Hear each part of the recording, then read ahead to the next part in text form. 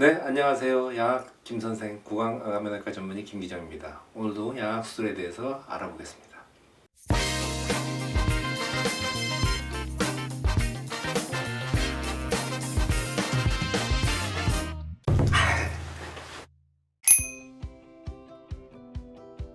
SSRO는 여기 보다시피 영어로 세지탈, 그러니까 세지탈이라는 거는 이게 아니라 이렇게 얼굴에 이런 방향으로 자르게 되는 세지탈, 스플릿, 쪼개다, 레이머스, 여기는 턱뼈의 이 부분을 여기는 턱뼈의 이 부분을 모스토토미, 절단한다. 그러니까 아래턱의 양쪽 옆부분을 이렇게 두 개 판으로 쪼개서 집어넣는, 혼 빼는 그런 수술 방법을 말합니다. 턱이, 아래턱이 이렇게 나온 사람에서 뼈를 두 개의 판으로 쪼개는 거예요. 이런 식으로. 근데 이때 이제 노란 신경이 있는데 이걸 피해야 하는 게 가장 수술의 관건이에요. 양악 수술의 역사에서 가장 획기적인 사건이 사실은 SSRO라는 수술 방법이 개발된 거예요. 1940년대나 그쯤 되겠죠. 오베게이저라는 아주 유명한 구강암면외과 의사가 아래턱을 두 개의 판으로 쪼개는 방법을 개발했죠. 그것이 발전해 나오면서 어떻게 생각하면 양악 수술의 제대로 된 역사가 시작됐다고 볼 수 있어요. 유니버설은 어떤 상황에서도 사용할 수 있어요. 턱을 빼든 느트, 옆으로 돌리든 뭐든 아래턱을 어디든 자기가 원하는 위치로 옮길 수 있는 가장 큰 장점을 갖고 있고요. 또 다른 장점은 수술하고 나서 바로 입을 벌릴 수 있는 장점도 있어요.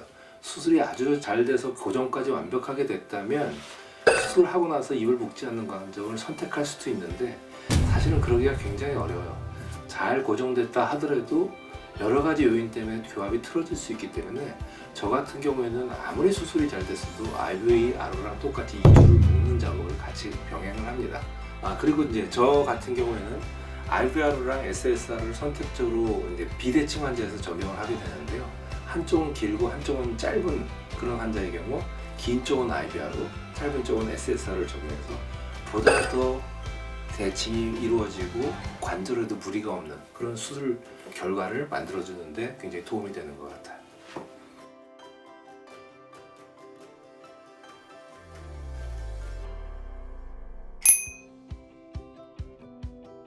큰 단점은 신경손상 가능성이 높습니다. 문제는 여기 검은 선으로 제가 표시했는데 이 검은 선의 신경이 이 안에 들어있어요.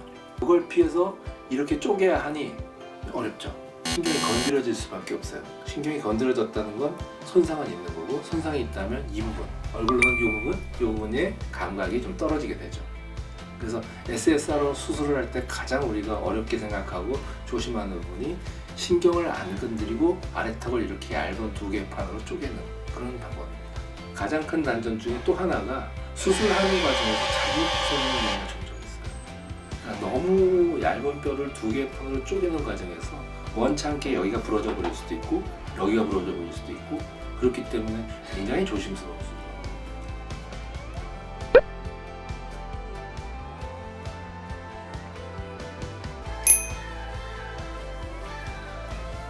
저 같은 경우에는 이 아래턱의 이 부분이 지나치게 이렇게 움푹 파이거나 굉장히 얇은 경우가 있어요.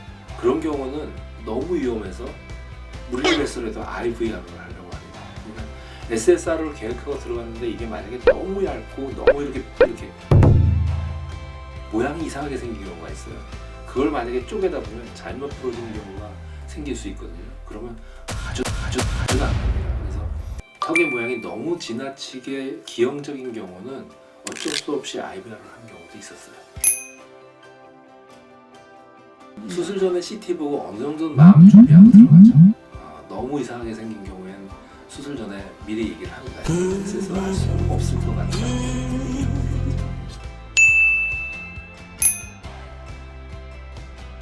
제가 보기엔 양쪽 다 마찬가지예요. 조절하기 나누지. 앵글이 만약에 심하게 여기가 이렇게 튀어나온 경우에 SSR로도 SSR 하면서 여기를 잘라낼 수 있고요. IVR로는 기본적으로 튀어나온 부분을 잘라야만 하기 때문에 기본적으로 갸름해지는 부분이 있고요. 그러니까 그 상황에 맞춰서 사용하게 되면 뭐 큰 문제는 없습니다. 오히려 기본적으로는 저는 IVR가 더 갸름해진다고 생각은 하지만 또 다른 의견이 있을 수 있기 때문에 이렇게 적극적으로 주장하지는 않을게요. 그거는 그 의사 선생님을 따라야 돼요. SSR을 많이 하신 선생님은 SSR에 훨씬 익숙하셔서 오히려 저는 IVR가 훨씬 쉬운 수술이라고 생각하는데도 불구하고 굉장히 엄두를 안 내시고 어려워하시는 분들도 봤어요. 반대로 저는 IVR을 보통 많이 하기 때문에 IVR가 더 분명히 낫다고 생각은 하지만 선생님에 따라서 장단점을 잘 이용해서 수술하시기 때문에 무조건 어느 쪽이 좋다고 답변 드리긴 좀 어렵습니다.